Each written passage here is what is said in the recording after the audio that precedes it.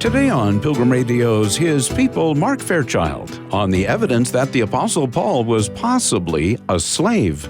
Well, if we look at just raw statistics, the vast bulk of the people who are not Roman, who have acquired Roman citizenship, were former slaves. Mark Fairchild, next.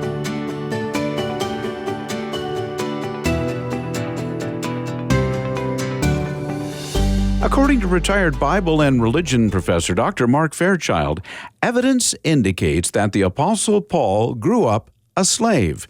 He documents this in his book, Paul's Enslavement. Fairchild said the idea for the book began a decade ago after encountering a passage in the writings of early church historian and theologian Jerome, which implied Paul had been enslaved. Here's Spencer Dalkey. What sparked your interest in Paul's possible enslavement? And considering that there's not a lot of direct evidence to suggest that he was, how did you start theorizing that maybe he was? Well, reading scripture, there are tantalizing clues that you're wondering, let's investigate this a little bit. Where does it lead us? So you can start out with Paul's name. Paul's name was Saul, a Jewish name, very common Jewish name, but yet he had acquired a Roman name, Paulus, again, a common Roman name. And so when Paul in the Acts of the Apostles is with Jewish people, the early chapters of Acts, he goes by Saul, but when he starts doing his missionary journeys, he's working with Greeks and Romans, others, he uses this name Paul. So where does that come from? Another issue is we read that Paul was a Roman citizen. How is it that a Jew would acquire Roman citizenship? Well, if we look at just raw statistics, the vast bulk of the people who are not Roman who have acquired Roman citizenship were former slaves who were manumitted, freed, and adopted by their former families. Now, when it comes to slavery, slavery was ubiquitous. It was very, very common 2,000 years ago. Estimates vary because we don't know precisely, but probably in the neighborhood of 15% of the Roman population, the Mediterranean population. In fact, if we go to certain cities, the numbers are probably much higher than that. Scholars say that at Corinth, perhaps a third of the population was slave. If we go to Rome, the percentage of the population was probably much higher as well. So it's very common. And slavery was not terminal. It's not like once a slave, you're always going to be a slave. Typically speaking, after 20 years, sometimes less, sometimes more, a slave would be freed, what we call manumitted. If his master liked the slave, maybe a good worker, got along well with them, they would maintain a relationship quite often with their former master. So they would continue to be employed, and many times they would be adopted into their master's family. And that's probably what happened with Paul. That's how he acquired his Roman name, Paul, or Paulus, and would acquire Roman citizenship because once being adopted into the family of his owner, he would be given Roman citizenship. Then as we continue to read a little bit further, in Acts chapter 6, we read that the apostles appointed 7 deacons to help them with the ministerial activities going on in Jerusalem. One of those persons, Stephen, begins proclaiming the gospel, and he is opposed by people who come from the synagogue of the freedmen, people who formerly were slaves that had been freed. So these are Jews in a synagogue who formulated a synagogue who were former slaves. And among those are people from Cilicia. Paul came from Cilicia, came from the foremost city in Cilicia called Tarsus. So that kind of is interesting. Later on, we discover that Stephen is dragged before the Sanhedrin. He's condemned, taken outside of the city, and stoned. The first time we read about this guy, Saul, is they lay their robes at the feet of a young man named Saul. Why does Luke, the author of Acts, include such a peculiar detail? Because Paul, or Saul, was the one who was responsible for bringing Stephen before the Sanhedrin. So we have a connection there. Saul, Paul, was a part of the synagogue of the freedmen. Well, that turns on some lights there. Wow, could Paul have actually been a former slave who was freed? Now, In early church writings, we have many, many early church writings, okay, and they comment on the scriptures. We have a early church father, a fellow by the name of Jerome, who was a theologian and historian, who lived the latter part of his life in Bethlehem, the birthplace of Jesus. And so he had access to a lot of traditions, oral traditions, written traditions that we don't have today, okay? And he tells us that Paul's family originally came from Gishala. Gishala is a town in northern Galilee. And he tells us that they were moved, taken from Gishala and put into Tarsus. And he also says this is how Paul acquired his status. Well, what's his status? Status is a Roman citizen. So again, we're starting to connect dots. We're putting puzzle pieces on the table. And the more pieces that we put together, a bigger, broader picture emerges. We put that together with what we know of Josephus. He's the Roman historian, gives us a lot of information of what was happening in the latter decades of the first century BC and the early decades AD. He tells us that many of the cities and towns, the villages in Galilee, were rising up in rebellion against the Romans. The Romans had come in and had seized Palestine. The Jews didn't like it. So many of them, especially in Galilee, rose up against the Romans. What the Romans would do then is they would bring in the legions, they would sack these cities, sell off the residents on the Roman slave markets. And so we're putting together what Josephus tells us with what Jerome tells us. So that's some of the detail that initially brought me to investigate a little more deeply. But then reading scripture even further, Paul, in his own writings, drops a lot of clues, a lot of hints. For instance, at the very end of his letter to the Galatians, he makes this statement, I bear on my body the brand marks of Jesus. What does that mean?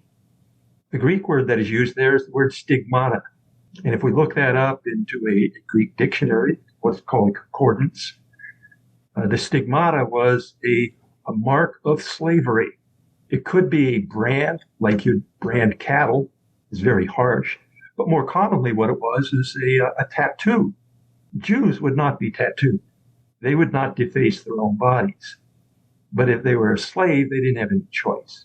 And so when Paul makes this statement, I bear on my body the stigma of Jesus Christ, he had a physical mark on his body, a mark of ownership from his former master. And now what he does, Paul uses this expression many times. How many times does Paul in his letters refer to himself as the slave of Christ? Paul now does is he's transferred his former slavery, which was involuntary, but now voluntarily. He's become the slave, the servant of Jesus Christ. That's a really, really good summary for sure. I'll come back to ask a little bit more about these. But first, one question I did kind of want to ask, as I was looking at your book, it looked like it's an interesting study. But one thing I know I certainly like to know is, why does it matter? As you were studying Paul's life, theorizing that maybe he was a slave, how does that help us understand Paul's writing better? And maybe you even have thoughts about why it matters that Paul was a slave. All of us are conditioned by our past. We cannot escape from our past. We think from our past. That creates a worldview. And the way we speak, for that matter, is inescapable. We speak from what we've experienced from the past. And so if we look at Paul's writings, he has an inordinate preference for using slave terminology. So if we actually do a statistical study, Paul uses slave terminology more than twice as much as the rest of the New Testament. So terms like slaves, freedom, adoption, these are terms that Paul uses much more than anybody else in the New Testament. So you have to ask the question, why is it that Paul is speaking from this perspective? I think the statistics alone indicate that he had some kind of a connection with slavery. He could have been a slave owner, perhaps. I doubt that. But it's because he personally experienced it. And so he thinks in that manner as he writes his letters. Now, the other question is, why does it really even matter? Well, it's because I think it's telling us something that's really important, that regardless of where we came from, God can use us in extraordinary ways. Slaves occupied the very lowest echelons of society. You couldn't go any lower. Slaves were considered to be living property. As a matter of fact, some of the ancient Roman sources described slaves in such a manner. Couldn't get any lower. And that's where Paul started. But he simply, served God. He was a zealot. That's part of what I describe in the book.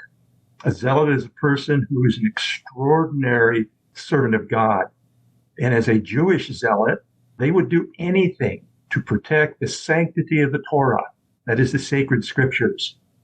And of course, when the Romans came into the land, these zealots felt like it was their obligation to overthrow the Romans to establish the kingdom of God. The Jews were looking for this coming kingdom of God. And of course, they were willing to shed blood in order to remove the Romans. Once Paul was taken into slavery, his zealotry shifted. He realized that the Romans weren't the problem. The Romans were fair. The Romans were just. And this accounts for how it is that Paul, when writing to the Romans, what does he say in Romans chapter 13? He describes Roman governing officials as servants of God. So his zealotry changes. He's no longer a zealot willing to shed Roman blood and to kill Roman troops.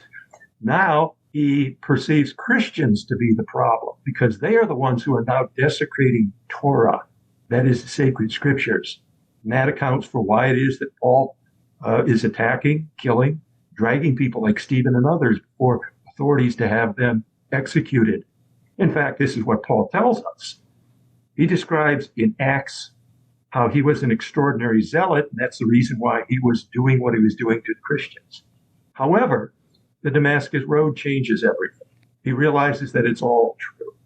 But Paul continued to be a zealot. His zealotry never stops. Now the zealotry is internalized. Instead of willing to shed the blood of others, he's willing to shed his own blood in behalf of the cause of Christ. He's still a zealot. And that's what he shares with us, in Galatians chapter 1, verse 14. He's describing his past. He says, I was advancing in Judaism beyond many of my contemporaries, being an extraordinary zealot for my ancestral traditions. He himself is describing himself as a zealot. And of course, we can turn to Josephus for his definition. What was a zealot? A zealot was a person who is willing to shed blood in order to serve God. I'm given to understand that this book you've written is described as the first detailed study on Paul's enslavement. I'm curious what gaps in existing scholarship on Paul did you aim to fill, and what challenges did you face piecing together all this historical evidence that you describe as like trying to study a black hole where there's just like an absence of evidence and trying to put it together? To be fair, I'm not the only person who's even insinuated or suggested or thrown this out as a possibility. One of the things that as I started doing some of my research, Roman Catholic scholar Jerome Murphy O'Connor wrote a book on Paul. He had suggested that this may be the case. And when you think about it, even in a broader context, I've just shared with you that 15%, maybe 20% of the population was slave at one time or another in their life. Who in the New Testament was a former slave? We know maybe 100 Christians. Let's just throw that figure out there. About 100 Christians from our reading of the New Testament. There's only one person that we know that we can identify as a slave, and that would be Onesimus, the slave of Philemon. Are we to imagine that no other person mentioned in the New Testament was a slave?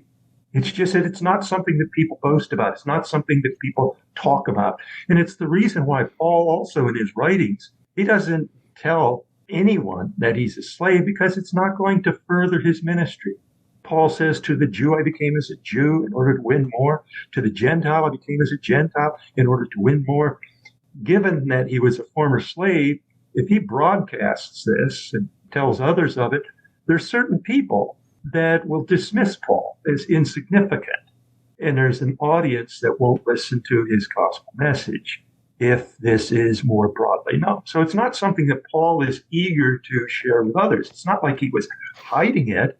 And like I say, there's several texts that I examine in the book where Paul, I think, discreetly is insinuating that he was a former slave. Well, my guest today is Dr. Mark Fairchild. He is a retired Peters Professor of Biblical Studies from Huntington University and the author of Paul's Enslavement, The Early Life of Saul the Zealot, talking about the reasons why Paul may have been a slave in his early life and how it influenced his theology and all this sort of jazz. Given all of this, these points that you've made, there were a couple things that just popped into my head as you were summarizing them that I'm curious what you think about how they maybe fit into the narrative. One that came to my mind, and I may be mistaken about this, but I seem to recall that Paul was a name given to Saul by God, like one of his, this will be your name going forward sort of moments. I don't know if that's accurate or not, but maybe you can confirm or deny that for me. No, we don't read anything of the sort. It's just that as we read through the Acts of the Apostles, it's very discreet. Paul initially is called Saul. And then when he goes on his first missionary journey with Barnabas and John Mark, as soon as he arrives on the island of Cyprus, where he's among Greeks and Romans, now all of a sudden Luke starts calling him Paul. But there's no declaration that this was a title given by God to him. Instead, it was, in my estimation, probably the name that was given to him once he was adopted into his former master's family.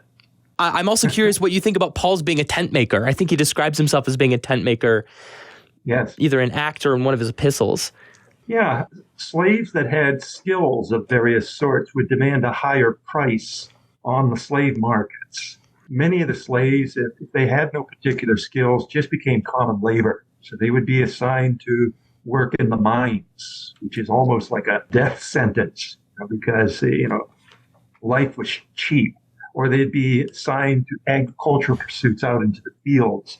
But people who had skills, and Paul's family evidently had skills, tent-making skills, they were also very intellectual, would have a closer relationship with their owner. And of course, the owner would utilize those skills to make a profit himself. That's probably how it is that Paul's owner, who was in all likelihood named Paul, or Paulus, Roman name, probably got to know Paul's family. They were hard workers. And so once they were freed, the owner invited Paul, his family, to become a part of his own family. They were adopted. And when did this happen? We don't know. Probably when Paul's father was granted freedom, then the rest of the family would be granted freedom as well. So was Paul a child at that time? So Paul maybe, I don't know, who knows, maybe he's 8 years old, 10 years old. Maybe this happened when Paul was a young man. He was in his early teens. And then after that, of course, Paul made his way to Jerusalem. He's free now. Okay, he made his way to Jerusalem. His sister also made his way to Jerusalem. This is the only other family member we know about Paul. Paul doesn't talk about himself much. Okay, he doesn't tell us anything about his mother, his father. The only detail we get is actually from Luke in the Acts of the Apostles, where we discover that Paul's sister and his nephew are in Jerusalem. So we know that there's, others from Paul's family that made the transition, made that move from Tarsus to Jerusalem. And that's where Paul began studying with Gamaliel. The rabbi there is the foremost rabbi in all of Judaism at that time. And Paul tells us that he was an extraordinary student. Paul was being groomed for leadership positions within Judaism, and he gave it all up for Christ. If you can imagine, Paul was a made man. His future was paved. He was on a golden street, but yet he recognized the truth of the gospel when Jesus Christ revealed himself on the Damascus Road. You may have touched on this earlier, but maybe how Roman slavery may have differed from our modern understanding of slavery, if at all. Yeah. What's interesting is that if we look at some of the demographics and what we know about slavery, 2,000 years ago, 95%, at least 95% of the population was living in poverty. Now, that probably blows your mind, for most people. 95% of the people living in poverty. And of the 95%, probably about 50% of that were living below subsistence, which means they were not getting enough calories to maintain life. They were not able to put food on the table for their families. It's one of the reasons why most of the ancient people were spiraling down deeper and deeper into debt. Interesting that Jesus talks an awful lot in his parables about debtors, people who have gone so deep into debt that they have no feasible way of paying off those debts. For some of those people, slavery was beneficial because as a slave, they would be clothed, they would be housed, they would be given food. So it was actually kind of an uptick in terms of their economic status.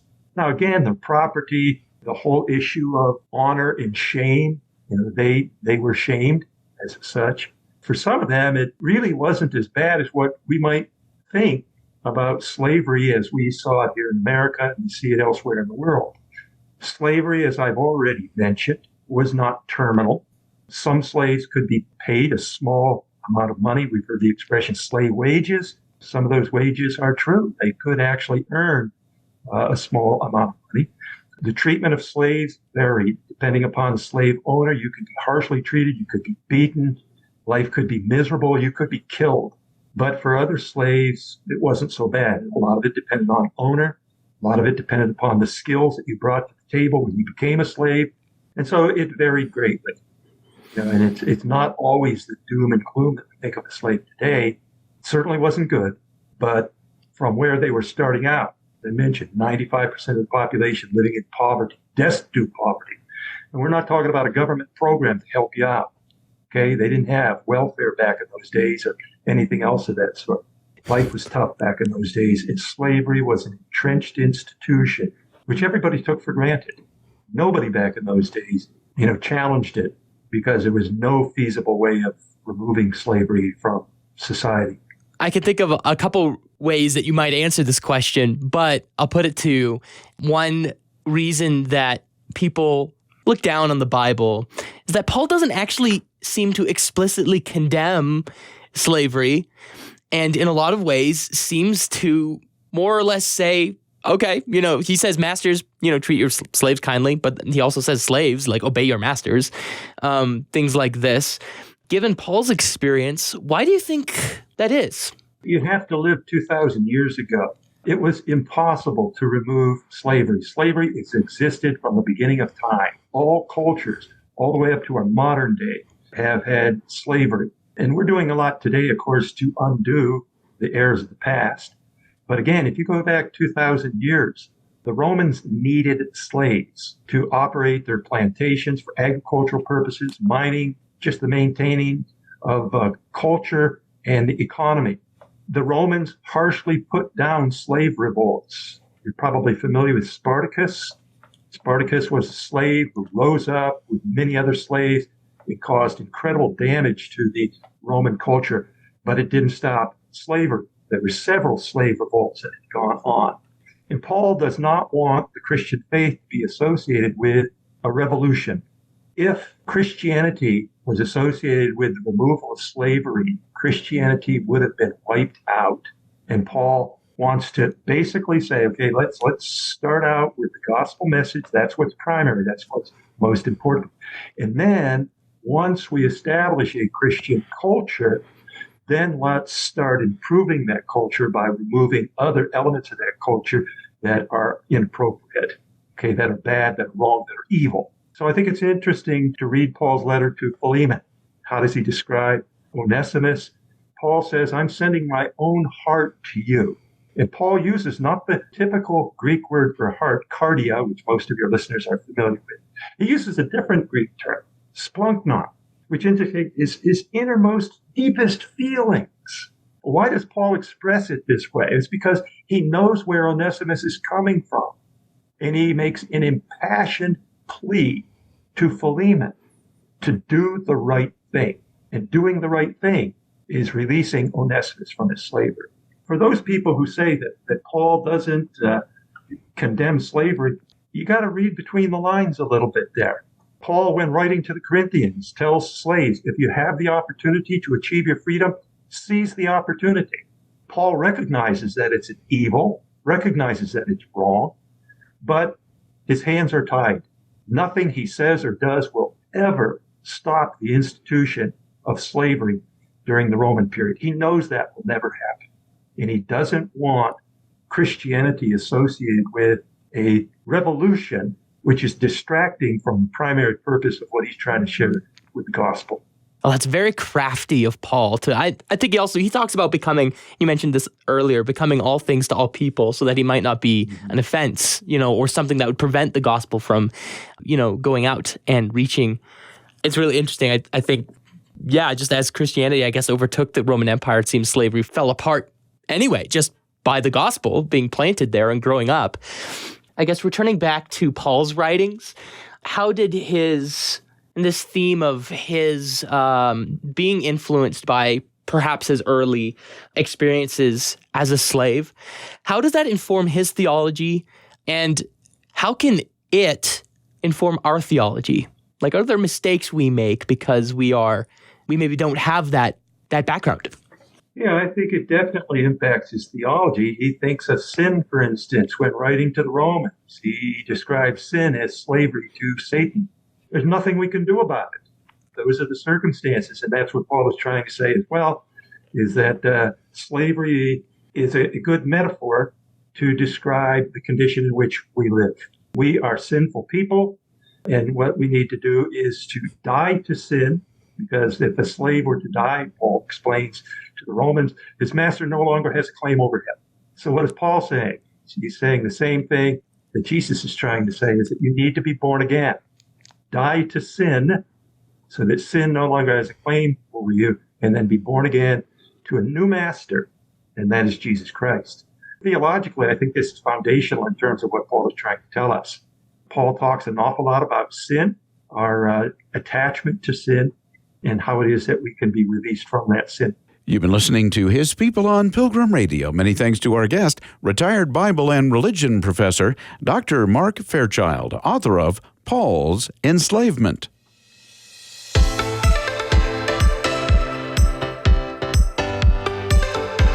Thanks for listening, and I hope you can join us again on Monday at the same time for another edition of His People.